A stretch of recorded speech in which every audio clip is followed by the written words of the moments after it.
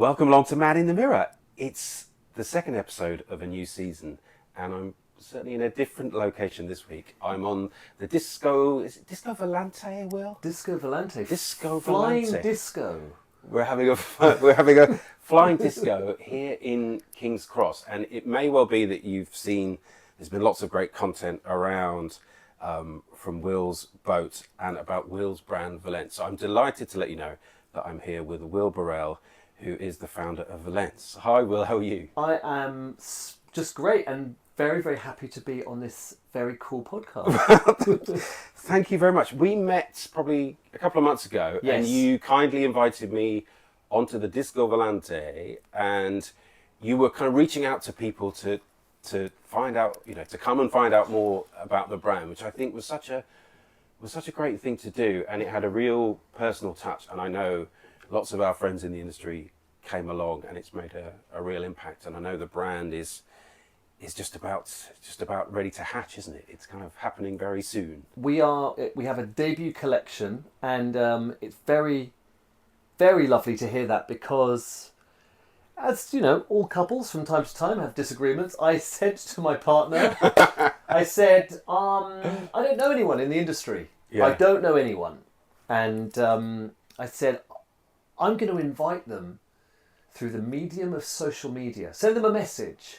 And she went, how very impersonal. That's you should never do that. And I mulled on it for all of 5 minutes. I was like, look, I've got What to. was she thinking? Send a sort of handwritten letter? Or... I think, some sort of introduction Yeah. to kind of, formalise things, and, I'm sure there's the done way of doing it. But I was so blown away, and the reception from, as you said before, sort of yourself and other, I would say, luminaries in the industry. Certainly luminaries like Alistair Park, and of course Nicola and Susie, who've been on the Scent podcast and had an event to name but three. To name a few. And yes, it was just like unbelievable to have this wonderful response where they had genuinely said, look, we get thousands of emails inviting us to various beauty events, fragrances, but to be invited to a floating fragrance laboratory on a boat in King's Cross, I think already had a touch of the unusual about it. It certainly did. I think that was part of the USP. But also, I think that approach seemed to me to be really refreshing and really novel. I mean, of course, there's that thing, that human nature thing of, I don't know that person. But it says a lot for your personality and your character that, people came along and had such a lovely time, and you're so great at explaining the concept, and it is unusual, and your background is unusual. But I think you've made real, in such a short period of time, to have brought all those people on board as advocates and friends of the brand is, it's down to the fragrances, of course, but also to, you've got a very sort of magnetic personality, and people have warmed to you. I think it's a really interesting approach. To be contacted out of the blue, but to have this experience that you can give people. And obviously, it's worked in terms of, doing something on the scent and inviting people. If people get to come and experience the Disco Volante and see this floating lab, which you can probably just see out of shot there on the YouTube version. Yeah. But sort of intriguing. We're kind of here on a static camera if you're listening in audio, but that you can, if you have a look on YouTube, you can see a tantalizing glimpse of Will's floating lab in the background.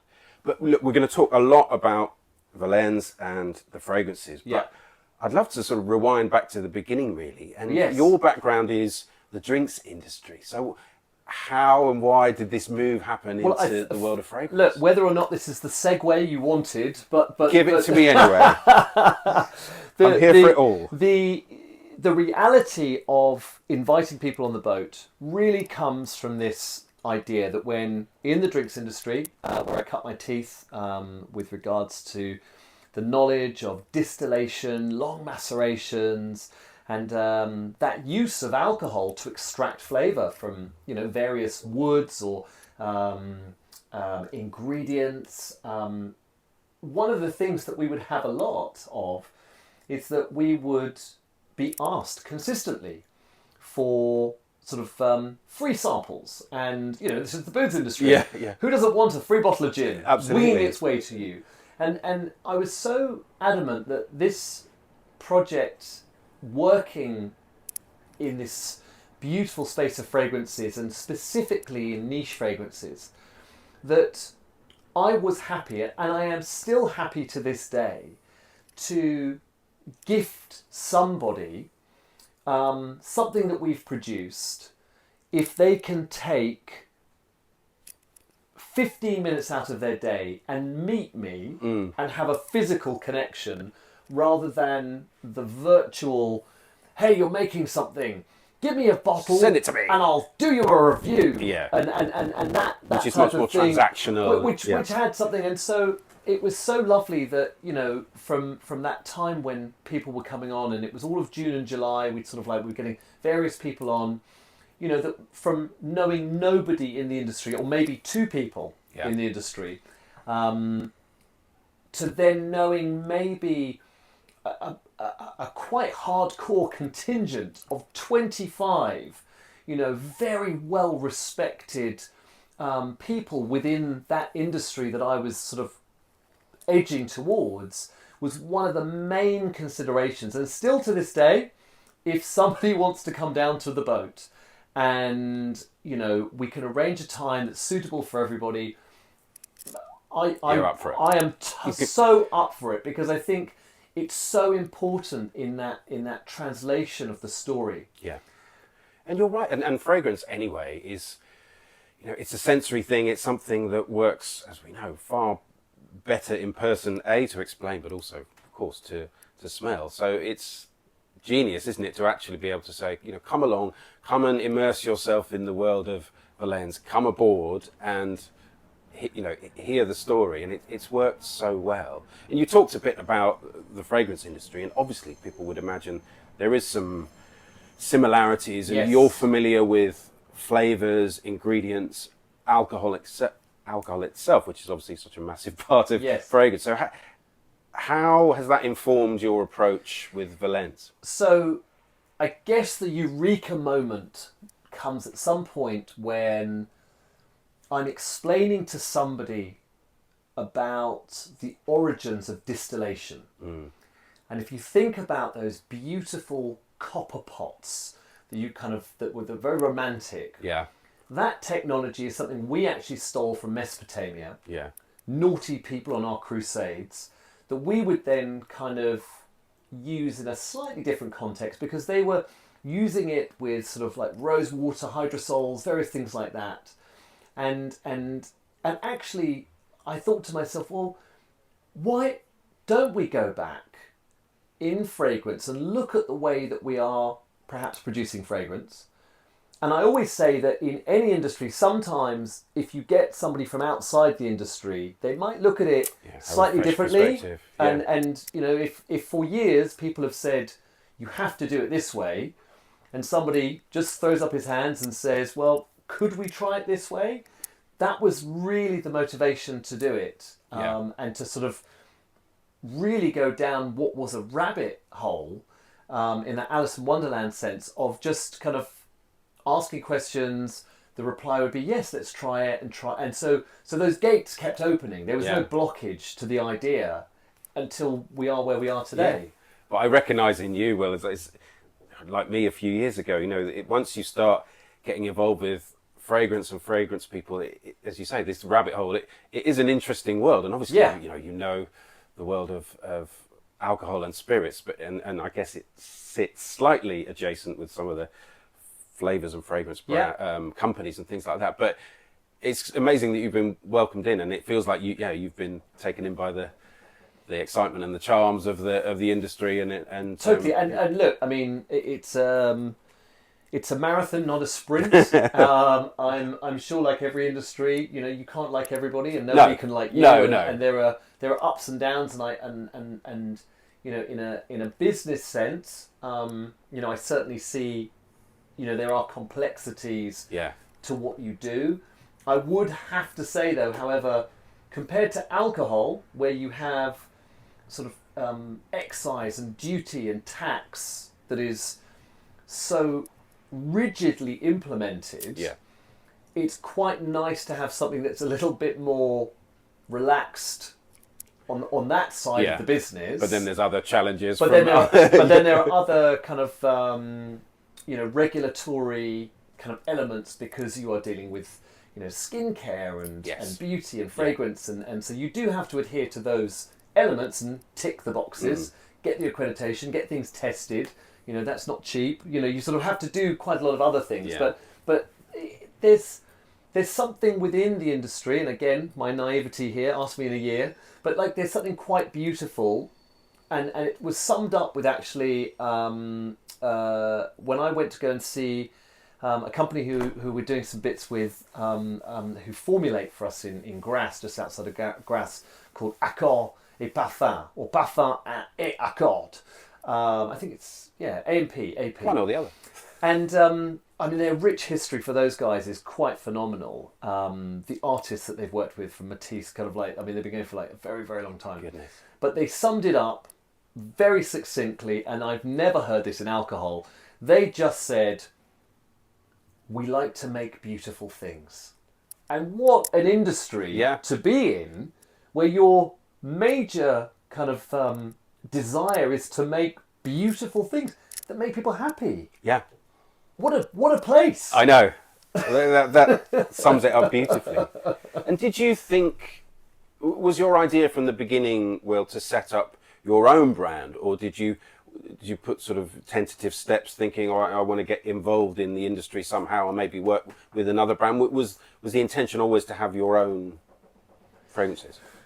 So we can go back as far as 5 years ago. I'd been asked by a department store in London, who were stocking a gin that I was producing, if I could start working on perhaps a fragrance, because I'd suggested that maybe on Mother's Day, and this probably sounds very sexist, but on Mother's Day, because the gin on the demographic was particularly enjoyed, there was a spike in sales on Mother's Day. Right. So we would take the ingredients, the predominant notes we were working with were things like rhubarb and ginger and stuff like that. Could we make a fragrance? Now, I didn't know anybody, so I kind of suggested to them, after sort of typing in fragrance into Wikipedia, this sort of like Grasse came up. Grasse! Yes. And I went there and was introduced to the Gallimard family, one of the big ones, Stéphane Gallimard, and we were working on something for a little bit, which is just phenomenal. And what a chance, you. So it was a companion piece to a Gin, yes. For Mother's Day. For Mother's Day. When it came out. It came out. It did okay. Never to be made again. And it was just such an interesting journey going to Grasse and having, I think it was like a 3-week period, that I was allowed to work on this project, meet the nose, go backwards, forwards, backwards, forwards, backwards, forwards. So that was the beginning of that. Was the beginning, and I just thought to myself, wow, this is amazing. Coupled with the fact that, taking a tiny little view of history and how fragrances have been made, I thought, and I kind of tried to research a little bit, has anybody taken the raw ingredients, used either old methods of extraction or, because in the world of distillation, we have a machine behind us called a rotary evaporator, which does exactly what the copper pot still does, that we talked about very romantically, but it does it under vacuum. So it's something they wouldn't have had unless some poor person had to suck the vapours out. could have happened in Mesopotamia. You never know. Happened. And so by taking new ways of extracting mixed with old, but fundamentally looking back to a time where fragrance would have been made, where I couldn't just call up Mr. Fragrance Ingredient Man and say, I would like to have some ginger. And it arrives 2 days later, and I make a decision, is it gingery for me? Is it, what type of ginger is it? And all of these different things. Yeah. But to actually have ginger in your hand, to process it and have that journey and that provenance, was when I then showed this idea to, first of all, my partner, Clorinda, who's over in Milan, who's been sort of in fragrance and beauty for a very long time. She kind of was like, wow, yeah, there's something This is here. something here. I haven't, in my time, I haven't seen anything like this. So that must have given you encouragement to keep going. At that point, she could, if she'd only said, Go home. Go home. Go home. go home. You're a very silly boy. This is very silly. This has no future. And then we had a wonderful introduction to Pia, who's the nose. Yes, Pia Long. Pia Long, and her partner in the business, Nick Gilbert. Another friend of the podcast. He's been on before. And again, just delightful people. You know, at any of these points, you know, Clorinda could have said no, Pierce could have said no, Nick could have said no, and we wouldn't have moved forward. But they said yes, and so it moves from that kind of piece of distillation that I then cut to go up and see Pia in their incredible lab, present them with 2 boxes of, I mean, there must have been 60 different things I've been working on. And we whittled it down quite quickly. There was a lot of stuff, and a quick learn for me where they would sort of like go, and they're very, you know, they don't suffer fools gladly. They would go, yes, that's good, or no, that's not. Awful. Which you kind of need, don't you? I mean, there's no place for politeness. No. It's nice, but... And through that kind of basic education, you know, I could see to myself that, you know, there are sometimes things that if you cook it a bit too long, it can go. Yeah. I mean, much like cooking, you know, if there's a sweet spot for these things. Which you need to find out. And you need to find out about these things, whether it's by eye or nose or texture is another one. So all of these little things when you're kind of whisking things, and it's sort of in a cookery sense, in a fragrance note production sense, that's what we were also doing at the same time. So I mean, I mentioned at the beginning, we're here on is it a barge? Is that what's the correct? This is a traditional cruiser stern narrowboat. Cruiser stern narrowboat. Okay. Gives it a jaunty cruiser vibe to it. Not that kind of cruiser. No. Although this is King's Cross. I mean, this is King's Cross. So there's, as I mentioned, there's a floating lab here on the narrowboat, and Will's already referred to it, but there's this kind of mad science that's going on here. Was this the place where you played around and developed those ideas before presenting them to Pia? So I didn't have all the machines at that point, and I certainly didn't have the trestle table. Yeah. And if you could imagine, if you've ever been to a church jumble sale or a picnic, this is a terribly, I don't know why it's still here, trestle table. And prior to that, everything was on the floor. So I'd have to work on my hands and knees to kind of like produce. Well, it wouldn't have been the hardest thing to get a table, would it? No, I don't know why. I don't know why. This was just one of those things. It just happened this way. I think my joints couldn't handle it. No, well, that was exactly my point. I mean, I'm 146 years old. Come on. And there's no amount of yoga that would ever make that, you know, palatable for me. But I remember, you know, kind of like working with the machines, and some of them were new. You know, we've talked about the rotary evaporator. We've got a Buchner flask that sort of like reduces down stuff for concrete, but we've got the super critical CO2 machine, which is phenomenal. And I remember, because you've got a large tank of CO2 under pressure, and it goes up to about 5,000-6,000 psi. I mean, you know, wow. I'm not going to, you know, overdress this, but you know, blow your tire up, wouldn't it? It would certainly. This boat would not survive. Yeah. You know, if something was to happen there, and I remember, you know, kind of going through and teaching myself how to use a supercritical CO2. And just sort of, because it was on the floor, being on my hands and knees, crouched over it, just reading this notice that said, this is liable to explode. You should take a little bit of care here. And I thought, well, what a time to go. Yeah. You know, he died making fragrances on a canal boat. Halfway through a YouTube video. Halfway. So it was a real learning curve on all of those. And what's really fascinating is that there's not too much data out there. So it is very much a trial and error, notebooks, measurements, going backwards, forwards, and fascinating. Yeah, just.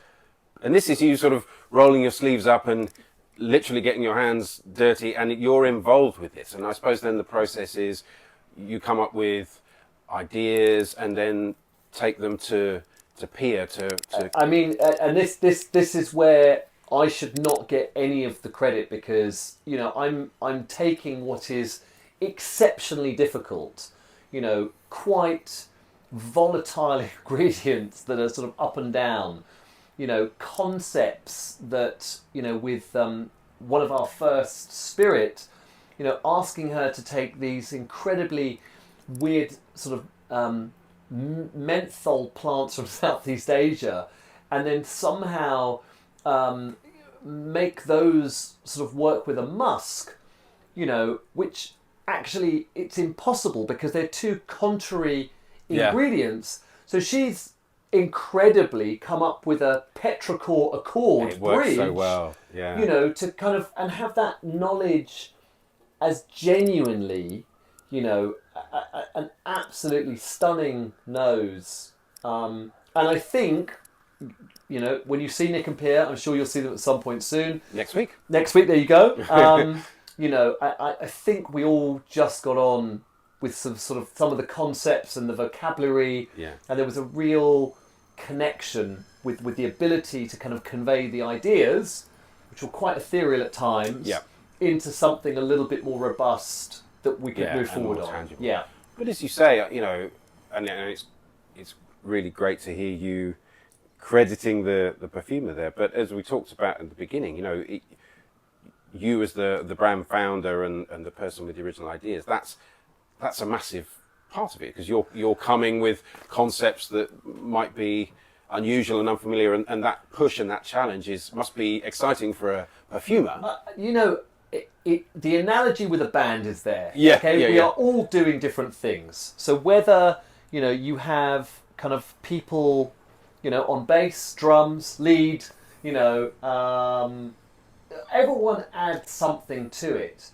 And actually, sometimes people say that sometimes some of the best bands, there is a sort of tension there. Yeah. Absolutely. And so absolutely. we are bringing things in for those recording sessions and all doing just things that I think add to a main purpose, which is creatively quite, I think, an incredible debut collection. Yeah. We're really proud of it.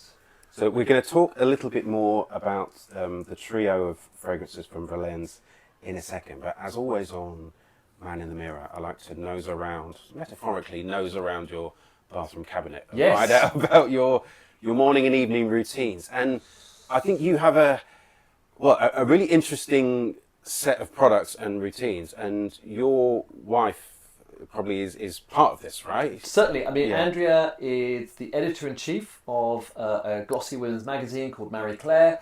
She's phenomenal at what she does.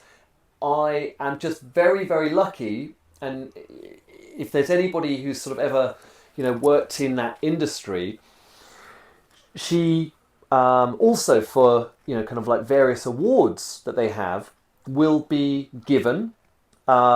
She sort of like, a lot of the time returns them, and sort of it's quite egalitarian. But packages, there's products around, right? Products will turn up. Yeah. And as I alluded before to being 146, I don't think there's enough cream, and I'm very happy to slap it on to see what miracle cure it can perform on, this weathered nautical face. And so you're up for it. You're up for it all. Give it a try. I'm up for it all. Yeah. And it was a very interesting question, because I think people should post that picture, remove anything incriminating, but of your bathroom cabinet. Because I was just having a look at it, and there are certain things on there. I mean, I can brand check a few names. So, I mean, I do know. So what about in the morning? Are there things that have you got a set routine, or does it depend on what comes in? It kind of depends on sort of where I am. Now, not to sound too bougie or anything like that, but there is a brand called Dermatologica. Yes. And they have like this sort of, I think they call it a micro scrub or something. Yeah. And For once a week, you know, I feel like I'm genuinely, and I probably look like this, a lizard losing his dead skin, sort of like... The scales come off. Slightly Michael Douglas of the moment. Sort of to emerge as a young Michael Douglas. Yes. And so I find those products, they also, for me, you know, and also look, as a bloke, I was thinking, you know, compared to my dad, what I must have grown up with in terms of my exposure to, you know, it wasn't a question of not washing my face and then slapping it with, you know, highly concentrated Old Spice so that it would sting. I mean, that was, I think, part of the advertising. Yeah. You know, that would happen. That sharpness. Sort of like, now you're alert. But there was pain. Yeah. There was pain. Yeah. So to kind of move from that to something like Dermatologica, you know, which sort of has a medicinal, sort of medical I don't know, sort of, it feels like it's doing you good. Yeah. You know, and I think the Dermalogica stuff's great. You know, a lot of that stuff is very, very good. Yeah. I have two boys. One is 13, one is 9. Right. So recently, the 13-year-old, if anyone has a 13-year-old, he turned 13 2 weeks ago, I marched them down to Boots and I said, there is the male grooming section. Knock yourself out. Pick two things, a shower gel good. and a deodorant. Good. For the 9-year-old, the deodorant, not so much. Yeah. Okay. But so in our... They have their own... Somehow we've sort of managed to sort of get their shower gel. I don't know how it's sort of there, but it's there in the same spot. So my 13-year-old picked a L'Oreal black charcoal deep scrub. Yeah. It comes out black. Something going on there, but sort of like, it looks like it's designed for, you know, people who work in the markets, who must sort of, you know, get up and go. It's got some real oomph, the sort of Bateman, sort of American Psycho about it. Classic Bateman. But and of course, you know, and I think, you know, we can't knock this. I don't think you could be too snobby about it. My eldest went for a can of Lynx. Now, the only thing I would say is I was surprised to see Lynx doing oud variations you know, spicy versions, green versions. You know, there's a lot going on. He chose a pear and black pepper. Okay. Where I would have put money on him getting Lynx Africa. Yeah. A staple. A classic. For all of us. A classic. I think I've mentioned this before. My son's he's now 16, been through exactly that sort of process. But I think at one point went for Lynx cookies and leather. Oof. I mean, can you imagine that combo? I mean, I strangely I can. I mean, like a sweet leathery. I bet there's a lot of vanilla in that. Yes. You know, I think there's something that. I mean, look. I think there's still. Can we mention Tom Ford? I don't know. It sort of feels like exactly. If you amped up the ingredients, I'm sure there's not a million miles. No, not at all. I think he's still got about 6. I think still got about 6 cans of it on the bathroom cabinet. You know, from various Christmases. Yes. So your sons have been introduced into this world of products, and so you're lucky to get things that sort of come through the post, and you get to try. And it sounds like you're up for trying things. They don't come to me. No. I am stealing them from 100%. Does that mean then you try different things all the time? All or the you've time. Got yourself There's sort of stuff, regime? There was strangely... Yeah, I mean, there's a whole bunch of stuff. I mean, I wrote some of this down. I mean, I kind of like... I think there was one called All Day Long by Dr. David Jack. I don't know who he is. Yep. That's been amazing. Name. Yeah. What is it, a moisturiser? It was a moisturiser with a bit of tint. Kind of like felt amazing. It was pretty good. Mr. Smith, that's come in a few times. Number 7, obviously, kind of, I think that's quite amazing. There's a company called The Ordinary. Yes. Yes. Again, kind of, it's got that kind of like that packaging. Oh, there we go. You'll notice there is one or two strange noises because we've had all sorts of weather here on the narrowboat, and if you're watching on YouTube, there's a few sort of shocks. It's just It's not quite a storm, but we're being sort of gently buffeted like a cork in the ocean. I think would be the thing. Sorry, The Ordinary, yes. Yes, The Ordinary. My battery's gone. But yeah, The Ordinary was amazing. And then, what else? Do you have like a certain sort of moisturiser that you are drawn to, or an SPF or anything, or is it literally I've been told what you can steal? What I can steal. I've been told that SPF is very important. Like, it's the most important thing. When people talk about that skincare regime, I mean, the sun is. I think just to help stop lines coming and things. Yes. I'm a relatively new convert, but I do try and do a bit of SPF. I'm going to up this and sort of like if this Jenga-esque storytelling gets too big and all the bricks fall back on me, to stretch that analogy, I'm going to mention there is an incredible A&E doctor who's like a school mum friend. Who, strangely, I met. I mean, it comes full circle, because when I came to meet Will a couple of months ago for my first. She was passing by on the Disco Volante on the narrowboat. And saw us. She was passing by. Yeah, and said hello. And so her story is quite phenomenal. She is an A&E doctor, and then was looking at aesthetics because she was doing a lot of work, and I don't know so much about this, so please, we'll try and gloss over this, but she was doing a lot of work with labia reconstruction, with Botox and stuff like that, right. and that, after childbirth and stuff, things like that need to be done. It's not an area I can comment on. It's not an area I particularly know. I would throw the caveat that she kind of, I remember at a barbecue she hosted once, so she threw out some pictures. Right. Quite, when the Caesar salad was out. It was a lot to take in. I'm glad it was the salad course. It was a lot to take in. I'm sure. So that has led to her doing sort of more stuff with aesthetics. And as an actual doctor, she sort of came to me and said, look, I don't have any men to practice on. I've got a lady who I can practice stuff on. Can I practice stuff on you occasionally? And I said, sure. Back to this thing. I'm 146. I probably haven't got much time left. Let's do it. Go for it. So she. What have you had done? So two things to date. The first thing that I think is actually, I like it, but for different reasons, is something called red light therapy, where you have a very intense, powerful light. You have sort of a protection over your eyes, like some goggles, and these very specific waves of light, which talk to me, because sort of some of the things that we do, I do quite strongly believe in. You can call it Harry Potter magic, or kind of the aspect of positive vibrations and things like that happening. And that's kind of part of the fragrance brand, isn't it? Yeah, I mean, but whether you want to kind of get into that or not, I think that's pretty cool. So, but being under one of those, which don't tan you or do anything like that. And is it about improving your skin layer? Yeah, it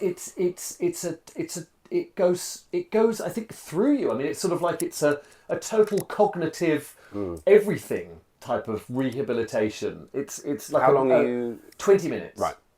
And what I love about it as well is when you go under and you close your eyes, there's a podcast going on in the background or something like that, you see incredible fractal patterns in your mind.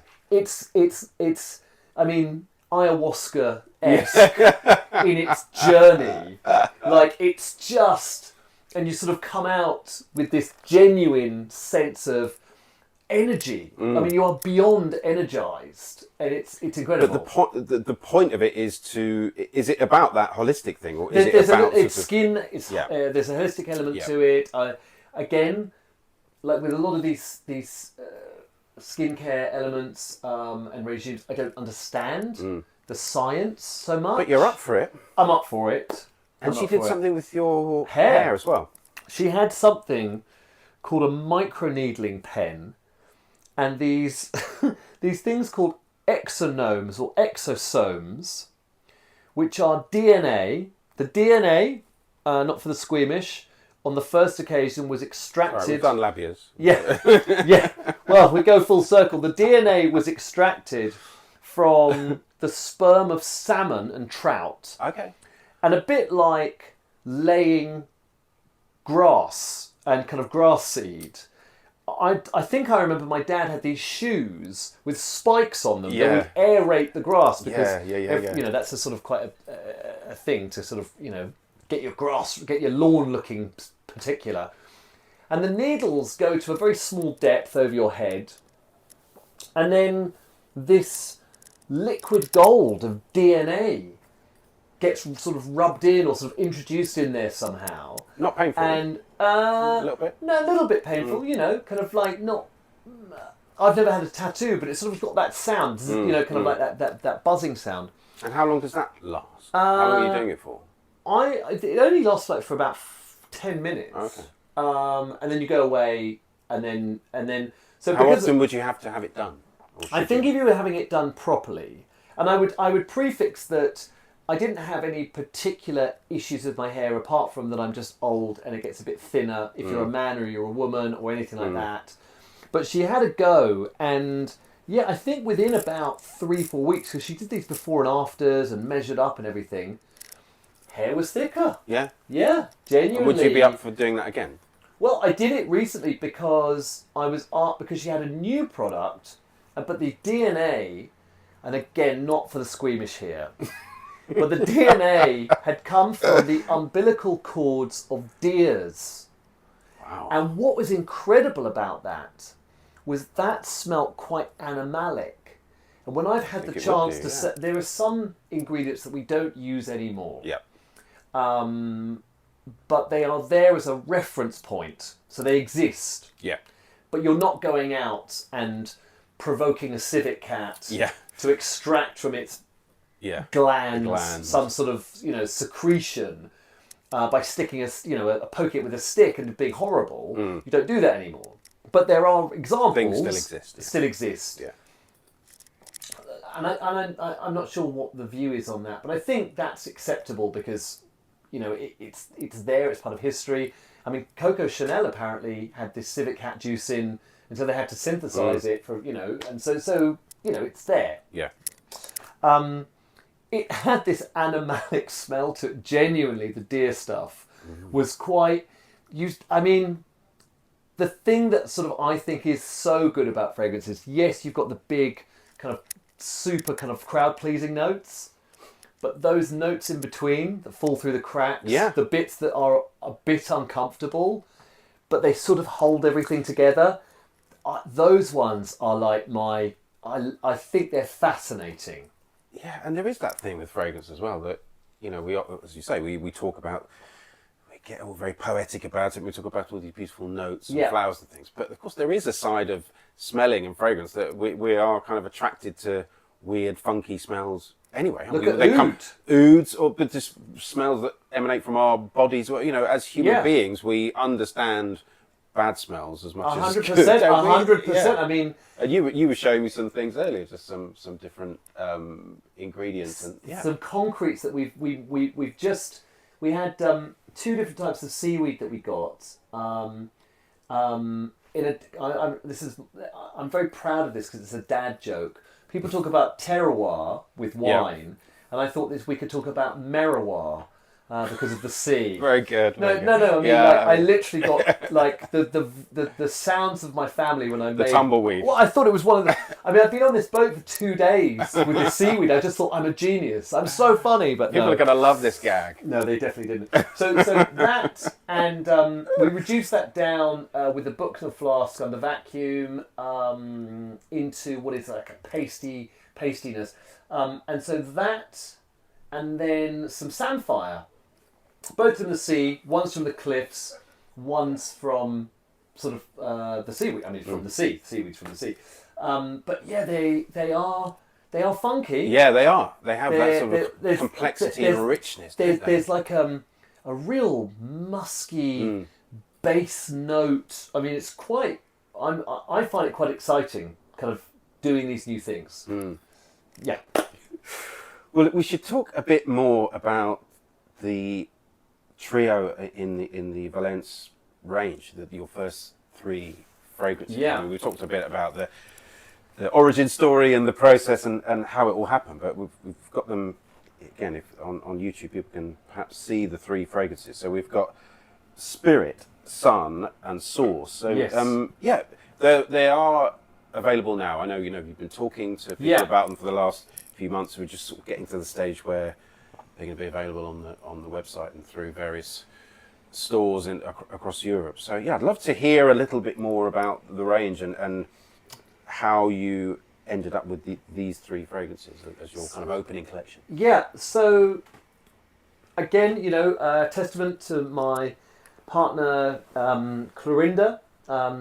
We were really kicking out some unusual kind of combinations, ideas, narratives to kind of like really, but kicking off with Spirit, which was a technical triumph. I mean, if anybody from the fragrance industry who is a nose wants to see something that is, I guess in a way it's like one of those planes, it shouldn't fly, unless it had a supercomputer behind it. Yeah. How can this thing fly? It's not designed to do it. Spirit, combines some incredible expertise from Pia and Nick, and has this menthol musk kind of element to it. It's which feels like sort of opposite things that shouldn't be happy bedfellows. And it's such a fresh, green, positive fragrance that has this kind of old school kind of opulence to it. I mean, sort of, it is all about sort of like, the after the rain petrichor in a northern European forest and the sun coming out.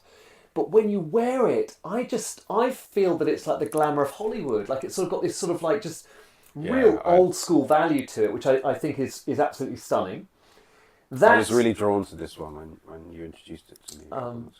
And so, surprisingly, not that it was sort of really designed that way, but then when we moved to Sun, which is really as simplistic as having that moment in the sun, and you're on your paradise island, you can smell the sea, but you're also surrounded by that kind of, those elements of sort of like tropical fruit and zestiness and everything.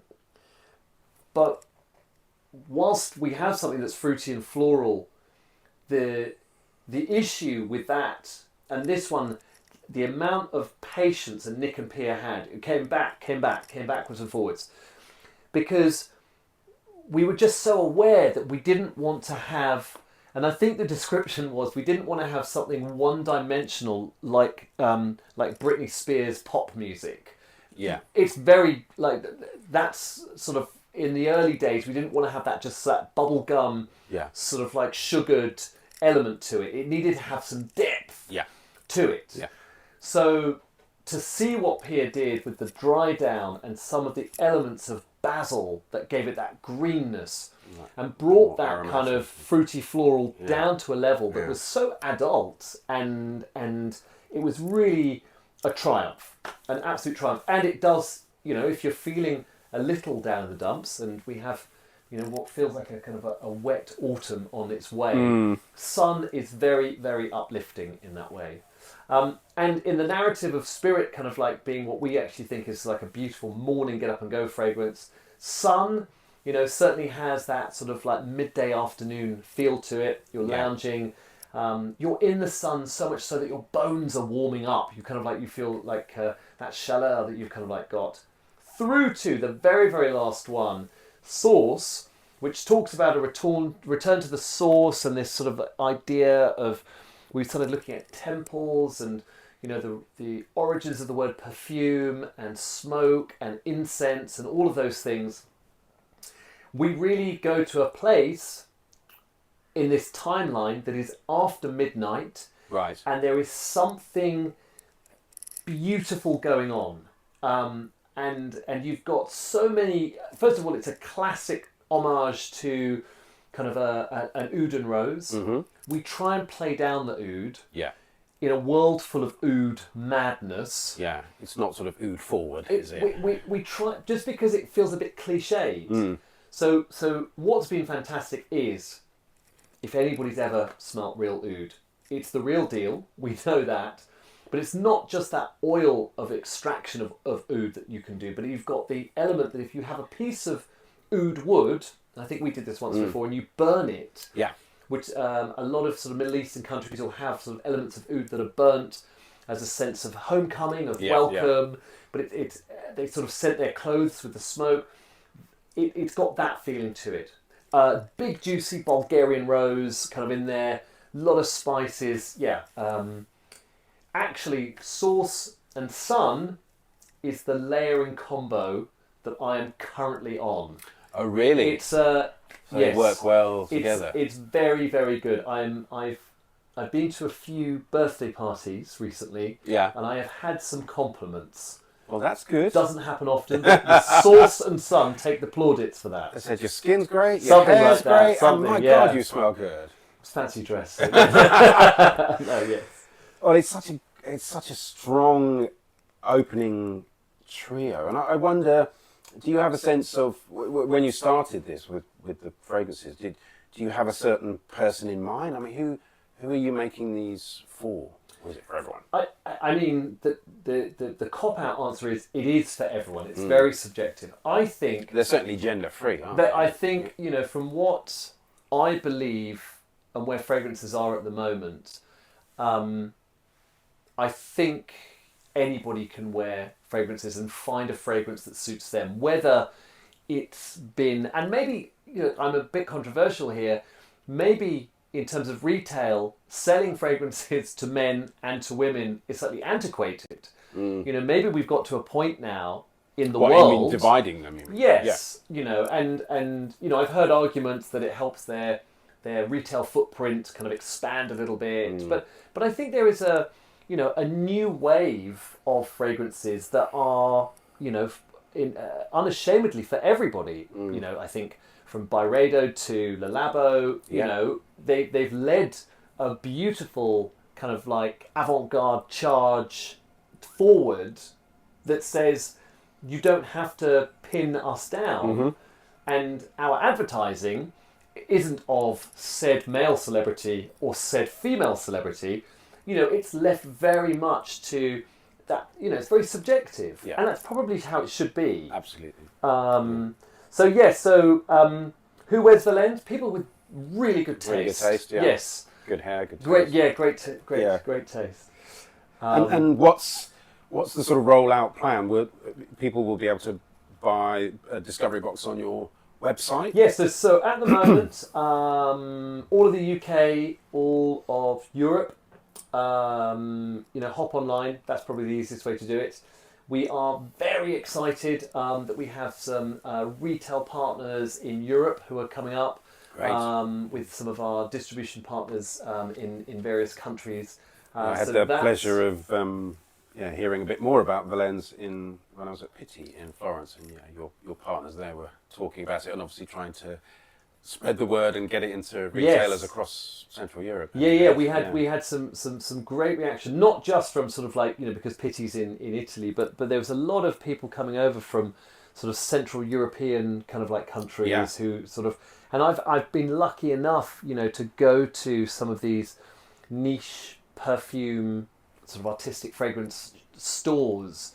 Whether it's from Latvia to kind of Romania, kind of Poland, there's a real appetite there, isn't there? Such an appetite and such a desire and such a knowledge, and I think that's testament as well that if you're online, there's lots of people sort of who are just so passionate about these. I was saying this on my Instagram when I came back. I was come back with that all excitement when you've been somewhere cool, and I hadn't been to Florence before, but it struck me too that even just in that city, these beautiful independent perfume stores. I mean, of course, maybe Florence has more of a connection to fragrance, but it really struck me the contrast with Britain, really, the massive population we have here, and of course there's some good notable independent stores. We're not talking about department stores here. We're talking about independent shops that would sell it in other cities. And yeah, I imagine in Italy and some of these Central European countries, there's a bit more of a culture and a bit more of a a landscape for those kind of shops, which we don't really have so much. It's funny, it felt that the fragrance community was maybe more established. Yeah. And slightly larger in numbers, and that there was more of a desire to spend time in these beautifully curated stores, as they are in the UK as well.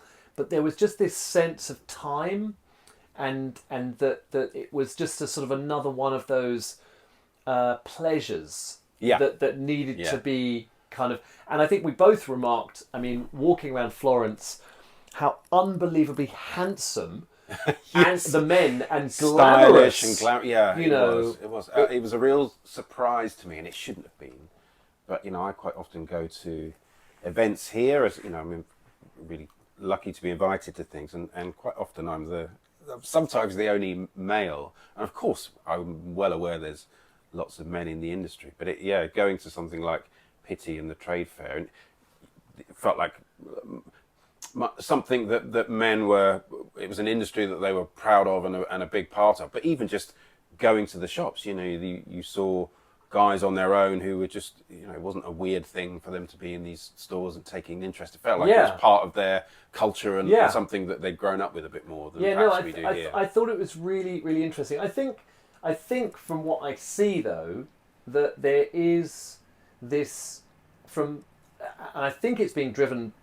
I certainly see it with 14-year-old boys plus. Yeah, you're right. It's coming, isn't it? Who, since taking on this endeavour to produce beautiful fragrances, I have been called up by friends who have young sons to say, my Billy heard you're making fragrances and, they're special niche fragrances and he wants to come and see and he needs to get a sample and, all of these kind of conversations. Isn't it? People showing an interest, and my son's the same. They're all exposed to the same stuff on social media and TikTok and stuff. Yeah. But it does feel like there's something happening, 100%, which is exciting, and it will work its way through to different kind of brands. We know it sort of seems to be concentrated in certain trends and fashions in certain brands at the moment. But if it gets people interested and on that slope, then totally. It's a journey, isn't it? And then one of the other examples I would use is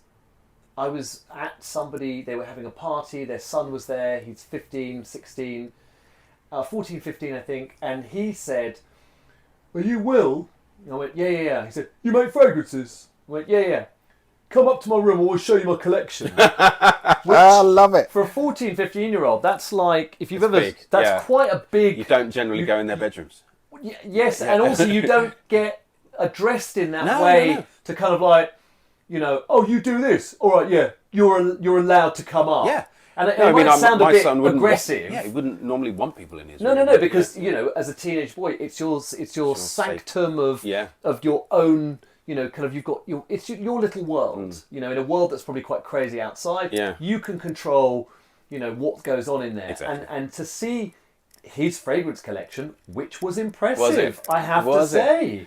It was not the CK1 and Davidoff Cool Water. What sort of brands did he have then? He had one that I can't remember the name of, but really I couldn't believe he had it. It's an exclusive at Harrods. And it's got like a triangle, but with the tip of the triangle like a pyramid. Invictus in something. Oh, there is an Invicta. Invicta, maybe something like that. Very ornate, very black bottle, matte black kind of like. Had he got any Creed? He had Creed. He had dupes. Okay. Controversial. Yeah.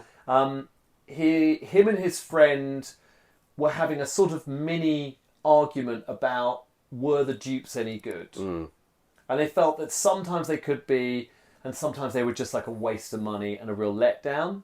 But they both agreed that the dupes did not have the longevity of your kind of real fragrances. Seems to be what comes out of those things, isn't it? And in terms of Vallense, Will, what's the future? You know, obviously we're about to launch the debut collection, but do you see a pathway where there's extensions into other, you know, body care and candles and things like that, or more fragrances? Have you thought about that? 100%. I'm very happy that I would just be doing smelly stuff. Yeah. Beautiful smelling, and there is something that we've created that, again, in the way that we looked at the fragrance and fragrance production and things, and we tried to do something different.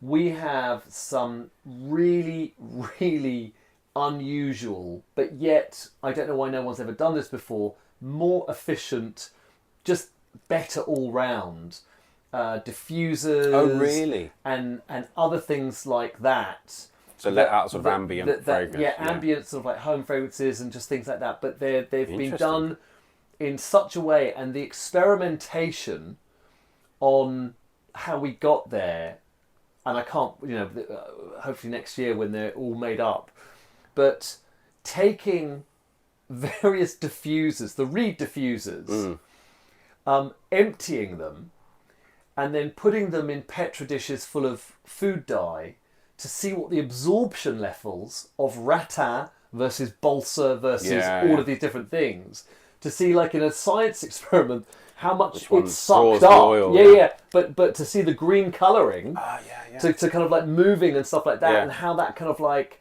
you know, kind of like disseminates within a room was just, I kind of loved that. I absolutely loved that. Yeah. That was quite bonkers. So the things will be coming. Then. Things are definitely further products. And we have, you know, we are currently working on the next collection. Great. Interesting, unusual developments. Love it. Well, the name of the podcast is Man in the Mirror. So I always like to have a sense of what the guest thinks about their own self-image, and I think we're of a similar age. You've been very self-depreciating about your age and your looks, which is ridiculous. But you know, when you're getting ready in the morning and you know you're looking at yourself, how do you feel about yourself right now when you look in the mirror? I am probably like, you know, you seem like quite a positive person. Yeah, look, I have good days, I have bad days. I genuinely, unless I'm shaving, I don't think I even use a mirror to put on a moisturiser. Do you not? No, I just put it in my hands and just like... So you don't stand in the bathroom and... No. I mean, you know, I don't have any product in my hair. You know, I'm just glad that I've got any at all. You know, I've got friends who, you know, from a very early age went through horrific kind of, you know, balding issues, and it really affected them, and it was kind of like quite bad. So you keep yourself fit, right? Are you happy generally with what you see? I think fundamentally... play some football, don't you? Yeah, I mean, I play in an over 40s dad football league. It's not quite walking football, is it? Not quite walking with a bell in it football, which is what I'm destined for. But no, we've got what have we got? We've got that, and then when I'm not doing football, I am one of those really boring people who does the swimming outdoors when it gets really cold. Where'd you go? So just near me in North London, there's a Lido, which is... Is it open all year round? Open all year round, and I am put to shame by these beautiful octogenarian women who look at me as they do push-ups in their 80s. You know, it's amazing. And do you go regularly? Yeah, pretty much. Yeah, in the morning. Do you build that in before coming here? Or? No, I do that before school run and that. And then I have to say, my brother-in-law last Christmas gave me one of those ice baths. Oh yeah, like a tub that's in the garden. It is a glorified bin, okay, which is blown up and it's got some pegs on it. And I have to say, look, you could pick them up for 40, 50 quid. How are you finding it? Do you like it? I don't even like it, are you? Absolutely. After having gone like running or football, I can stand in there for about 15 minutes. No. Just with my legs. Right. And it just, like a horse cooling its fetlocks after a run. I find it the most incredibly rewarding thing. I think that whole Wim Hof cold kind of... I think there's something in that. I think there is definitely something in that. It's not for everybody, but yes, I think that's worth a go. Yeah. And finally, Will, what are the things, perhaps outside of work, that make you happy and bring you joy? I mean, number one, my boys, my family, like that's definitely number one. I'm going to go after that. A big reason for Vallense is travel. Yeah. I adore seeing new places. I'm one of those people, I eat anything, I'll give anything a go. Yeah. I just love that exposure to different cultures. Have you been travelling with the brand already? Obviously, you've been to some of the trade fairs and things. Have you? Trade fairs, I mean, the trade fairs I adore. I mean, whether it was Aix-en-Provence and being in Milan, and on a food front, having some ossobuco with some saffron risotto. And, how can you not love that? I know. Through to, Florence, where it was just sort of like, again, phenomenal food and drink at the most reasonable prices. Wasn't it? Yes. Yeah. With the most lovely people. Yeah. I was sounding like such a dad because I was just going, oh, it's such great value. Yeah. But it was, wasn't it? But for good quality food and a coffee for €1.50 or something, just Absolutely. compared to the horrors we have, you pay £5 for some sort of jug of milk, basically. Here, just sort milk of think and it's syrup.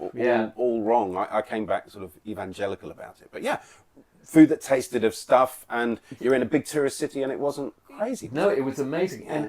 And one of the things I absolutely adore is on my travels, and it will actually be testament to some of the stuff we have worked on. So when I was in the booze industry, slightly naughty, I might take a day off and go off-piste and, go and find herbs, spices, ingredients, and kind of like see if I could process that. Still to this day, if I can and I'm away and I can be in a market and I can see something, sometimes you come back and it's like, oh, it's just this, but with a different name. Yeah. But there'll always be different variations on how people grow things and they process them. So yeah, that for me, those are my two drivers. Oh, Will, thank you so much.